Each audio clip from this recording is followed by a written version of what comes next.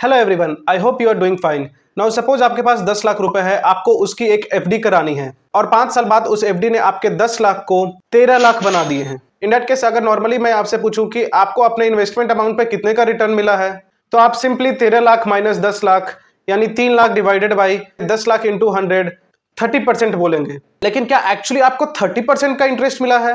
ये तो वो एब्सोल्यूट रिटर्न्स हो गया जो कि आपके इनिशियल इन्वेस्टमेंट अमाउंट पे मिला है। इसमें कहीं से भी टाइम फैक्टर को कंसीडर नहीं किया गया। अब क्योंकि वो आपने इन्वेस्टमेंट 5 साल के लिए की थी, तो हमें ड्यूरेशन को भी कंसीडर करना पड़ेगा। And in that case to give us a better picture कि एनुअली हमारा इन्वेस्टमेंट कितने परसेंटेज से ग्रो कर रहा है, CAGR is the thing that we need to know. CAGR यानी कंपाउंडेड एनुअल ग्रोथ रेट हमें ये बताता है कि हमारा इन्वेस्टमेंट कैपिटल एनुअली किस रेट से ग्रो कर रहा है या हमारे इन्वेस्टमेंट पे हमारा एनुअल रेट ऑफ रिटर्न कितना है। इसकी कैलकुलेशन की बात करें तो final amount divided by investment amount to the whole power of 1 divided by number of years minus 1। इसके अकॉर्डिंग अगर हम अपने रिटर्न्स को कैलकुलेट करेंगे तो इस केस में 5.3% का CAGR मिल रहा है। और यही वो एफडी रिटर्न्स है जो आपको बताया भी जाता है कि इतने परसेंट से आपके पैसे ग्रो करेंगे। यानी कि कोई भी इन्वेस्टमेंट अगर हम एक बार कर रहे हैं and for a certain duration of years के लिए उसे छोड़ दे रहे हैं, इन दैट केस उसके रिटर्न्स को कैलकुलेट करने के लिए CAGR is the way to go. लेकिन बी इट स्टॉक मार्केट और म्यूचुअल फंड्स, 95% से ज्यादा लोग अनइवन तरीके से इन्वेस्टमेंट करते हैं। अगर म्यूचुअल फंड की बात करें तो मैक्सिमम लोग SIP यानी सिस्टमैटिक इन्वेस्टमेंट प्लान को फॉलो करते हैं, जिसमें वो मंथली कुछ ना कुछ कैपिटल अपना इन्वेस्ट करते हैं। वही स्टॉक मार्केट के केस में तो ये और भी अनइवन हो जाता है। जब भी हमारे पास थोड़े पैसे जमा होते हैं, हम कुछ ना कुछ शेयर्स खरीदने को देखते हैं। जरूरी नहीं कि हम हर महीने कुछ इन्वेस्टमेंट करें ही।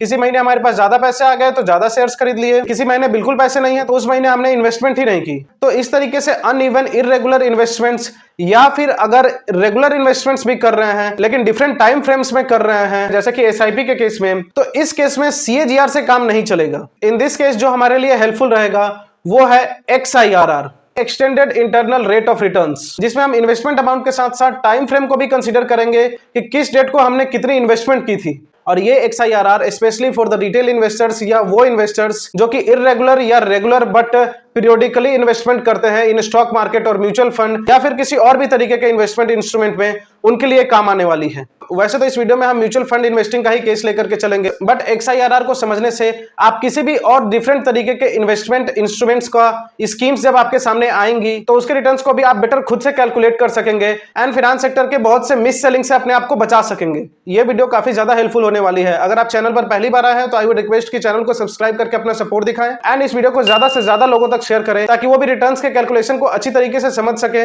और एक इन्फॉर्म्ड इन्वेस्टर बने। So your fin buddy welcome you all to the mutual fund investing master series chapter 4। Now mutual fund में इन्वेस्ट करने के दो तरीके हैं। SIP यानी जैसा कि मैंने बताया सिस्टमैटिक इन्वेस्टमेंट प्लान, जिसमें हम मंथली एक सर्टेन अमाउंट एक फिक्स डेट को इन्वेस्ट करते हैं, एंड दूसरा लंप सम यानी एक बार में ही हम एक बड़ा अमाउंट म्यूचुअल फंड में इन्वेस्ट करके उसको over a period of time के लिए छोड़ देते हैं। किस सिनेरियो में SIP करनी चाहिए, किस सिनेरियो में लंप सम करना चाहिए, दोनों के बेनिफिट्स क्या हैं, किस केस में हमें ज्यादा रिटर्न्स मिलेगा, SIP एंड लंप सम के बारे में ईच एंड एवरी डिटेल हम नेक्स्ट वीडियोस में डिस्कस करने वाले हैं। इस वीडियो में हम मोस्टली SIP का ही केस डिस्कस करने वाले हैं। सो अभी के लिए बस इतना ही जानना काफी है कि SIP में हम कुछ मंथली इन्वेस्टमेंट करते हैं on a regular basis. Now video के स्टार्ट में जैसे हमने CAGR की कैलकुलेशन की बात की थी, उसके लिए आपको फॉर्मूला याद होने की जरूरत नहीं है। आप डायरेक्टली गूगल में CAGR कैलकुलेटर सर्च कर सकते हैं and n number of calculators आ जाएंगे, जिसमें आप initial amount, final amount and duration डालेंगे तो वो आपको CAGR रिटर्न्स निकाल करके दे देगा। इन ए सिमिलर वे XIRR की कैलकुलेशन या उसके पीछे का मैथमेटिक्स समझने का आपको ओवरहेड लेने की जरूरत नहीं है। आप इसके लिए सीधा गूगल शीट्स का यूज कर सकते हैं, जिसका लिंक मैं डिस्क्रिप्शन में डाल दूंगा। ये टोटली फ्री है। वहां पर जाकर के आप अपने टाइम फ्रेम, किस दिन आपने इन्वेस्टमेंट की और कितना अमाउंट का इन्वेस्टमेंट किया, ये दोनों को एंटर करके आप आसानी से XIRR कैलकुलेट कर सकते हैं। इस चीज को समझने के लिए चलते हैं हम अपनी स्क्रीन के ऊपर। यहाँ पर मैंने दो कॉलम्स बना लिए हैं। फर्स्ट कॉलम है हमारा date of investment and second column is invested, या फिर इसे हम इन्वेस्टमेंट अमाउंट भी कर सकते हैं। अब यहाँ पर अगर हम डेट ऑफ इन्वेस्टमेंट को देखें तो यहाँ पर मैंने प्रॉपर डेट फॉर्मेट में डेट को एंटर किया है और इस केस में मैंने कंसीडर किया है कि हर मंथ की पहली तारीख को हम अपनी इन्वेस्टमेंट कर रहे हैं। इस डेट को आपने करेक्टली इस फील्ड में फिल किया है या नहीं, उसके लिए आप इसे चेक कर सकते हैं। जब आप इस पर डबल क्लिक करेंगे तो कैलेंडर अपने आप ओपन हो जाएगा। अगर ये ओपन नहीं हो रहा है दैट मीन्स आपका फॉर्मेट गलत है। इसके बाद अगर हम इन्वेस्टमेंट अमाउंट की बात करें तो इस केस में मैंने कंसीडर किया है कि हर महीने हम 10,000 रुपए की इन्वेस्टमेंट कर रहे हैं। सो क्योंकि 10,000 रुपए आप इन्वेस्ट कर रहे हैं, आपकी पॉकेट से जा रहे हैं, तो इसलिए हमने यहाँ पर माइनस यानी निगेटिव साइन दिया है। एंड एट लास्ट मान के चलिए कि आप पूरे 12 महीने के इन्वेस्टमेंट के बाद नेक्स्ट ईयर की पहली तारीख को आपका इन्वेस्टमेंट अमाउंट ग्रो करके 1,30,000 हो गया है। तो अगर इस चीज के लिए हम अगर XIRR निकालने जाएं तो इसके लिए सिंपली हमें इक्वल टू यहां पर XIRR टाइप करना है, देन ब्रैकेट ओपन करके यहां पर देखिए ये हमें बता रहा है कि हमें कौन कौन सी फील्ड यहां पर एंटर करनी है। फर्स्ट है हमारा कैश फ्लो अमाउंट्स। सो जितने भी हमने इन्वेस्टमेंट कर रखे हैं which is in negative sign यानी आपके साइड से गया है, एंड जो फाइनल पॉजिटिव अमाउंट है यानी जितना आपको मिल रहा है उसे भी कंसीडर करेंगे। Then the next value we have to select is all the dates on which we have invested plus the final date जिस दिन का आप टोटल फाइनल इन्वेस्टमेंट अमाउंट देख रहे हैं। देन ब्रैकेट क्लोज करके आप एंटर करेंगे। सो ये जो वैल्यू आ रही है 15.67%, यही आपका extended internal rate of return है। अब यहां एक चीज ध्यान से समझिए, ये जो आपने 10,000 रुपए 1 जनवरी 2023 को इन्वेस्ट किए वो पूरे 12 महीने के लिए इन्वेस्टेड रहा। जो आपने 1 फरवरी 2023 को इन्वेस्ट किए वो सिर्फ 11 महीने के लिए ही इन्वेस्टेड रहा।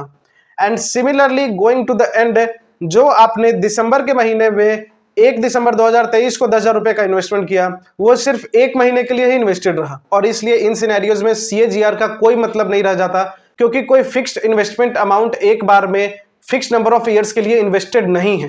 यहाँ पर कुछ कंडीशंस की, यहाँ पर आपको जो भी आपके पैसे आपके साइड से इन्वेस्ट हो रहे हैं उसको आपको नेगेटिव में ही मेंशन करना पड़ेगा। अगर आप ऐसा नहीं करते हैं तो आपकी वैल्यू गलत हो जाएगी।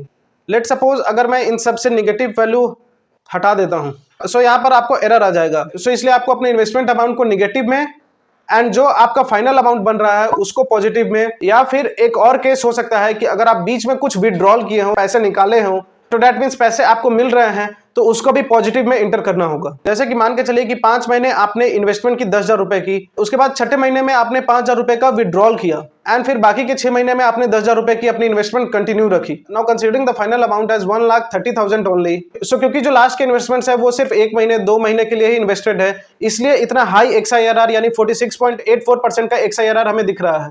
XIRR इतनी हाई होने का सिर्फ ये मतलब नहीं है कि आपके पैसे इतने ज्यादा हाई परसेंटेज से ग्रो कर रहे हैं। इसका मतलब यह भी है कि अगर आपको इसी तरीके के रिटर्न्स मिलते रहते हैं तो इतना हाई XIRR मेंटेन रहेगा। ये तो बात हो गई रेगुलर या फिर पीरियोडिक इन्वेस्टमेंट्स की, यानी यूं कहें तो SIPs की। लेकिन अगर हम इर्रेगुलर इन्वेस्टमेंट्स कर रहे हैं, किसी महीने में हमारे पास ज्यादा पैसे आए तो हमने ज्यादा इन्वेस्ट कर दिए, कभी हमें कुछ अच्छी अपॉर्चुनिटी दिखी तो हमने ज्यादा इन्वेस्टमेंट कर दी, be it mutual fund, stock market, और कभी किसी महीने में हमारे पास पैसे नहीं रहे तो हमने इन्वेस्टमेंट ही नहीं किया, तो इन दैट केस ऑल्सो XIRR काम आएगा। सपोज हम इसी केस को मॉडिफाई कर देते हैं, तो सपोज 1 जनवरी 2023 को किसी ने 10,000 रुपए का इन्वेस्टमेंट किया, उसके बाद जो उसने नेक्स्ट इन्वेस्टमेंट की वो फरवरी नहीं बल्कि सीधे उसने अप्रैल के महीने में 1 अप्रैल को उसने 10,000 के जगह 30,000 रुपए का इन्वेस्टमेंट किया। मान के चलिए कि नेक्स्ट महीने में भी उसके पास कुछ पैसे रहे एंड मई के महीने में उसने 1 तारीख नहीं 9 मई को 20,000 रुपए का और इन्वेस्टमेंट किया। इस साल अब उसके पास जितने भी पैसे थे वो एग्जॉस्ट हो गए एंड इसके बाद उसने नेक्स्ट ईयर में इन्वेस्टमेंट की। यहाँ पर मैं डिलीट रोज कर देता हूँ जिससे कि आपको बेटर समझ में आए।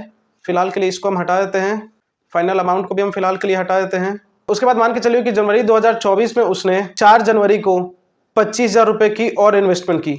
सो एज ऑफ नाउ लास्ट 13 महीने में हमने डिफरेंट टाइम फ्रेम पे अलग अलग अमाउंट का इन्वेस्टमेंट करके, डिफरेंट डे पे इन्वेस्टमेंट करके 75,000 रुपए का इन्वेस्टमेंट किया है। And as of current date 26 जनवरी हमारा फाइनल कॉर्पस 10,000 से बढ़कर 85,000 यानी 85,000 रुपए हो गए हैं। सो अगर इसका हम XIRR निकालने जाएं तो इसके लिए अगेन हमें XIRR, पहले हम investment amount including the final amount select करेंगे। Next we will select investment date including the current date, जिस दिन का हम फाइनल अमाउंट देख रहे हैं, एंड हम एंटर करेंगे। सो हमारा जो XIRR आ रहा है वो 23.10 का है।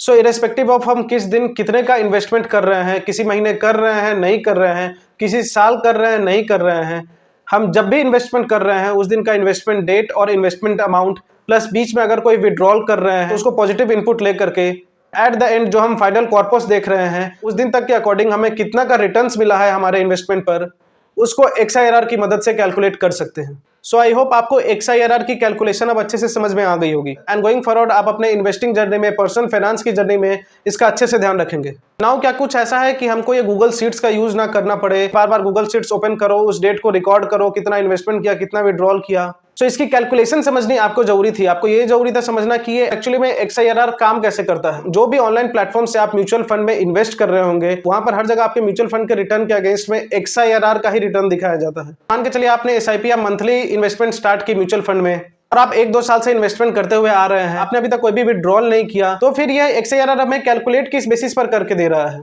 इस केस में XIRR जिस भी डेट को आप देख रहे हैं उस दिन तक के जो आपके फाइनल अमाउंट है उसको ही as a withdrawal amount consider करके XIRR की कैलकुलेशन करके आपको दिखाता है। नाउ आज के वीडियो में हमने रिटर्न्स के ऊपर बात की, हमने absolute returns, CAGR returns and finally XIRR returns जो हमारे लिए मोस्ट हेल्पफुल होने वाला है हमारे इन्वेस्टिंग जर्नी में, उसके बारे में भी बात की।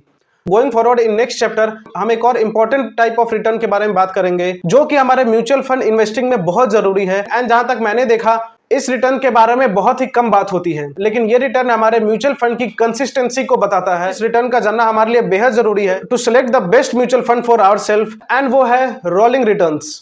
रोलिंग रिटर्न्स के बारे में हम next chapter of this master series में डिस्कस करेंगे। तब तक के लिए keep learning, keep growing, have a happy investing and keep following your fin buddy.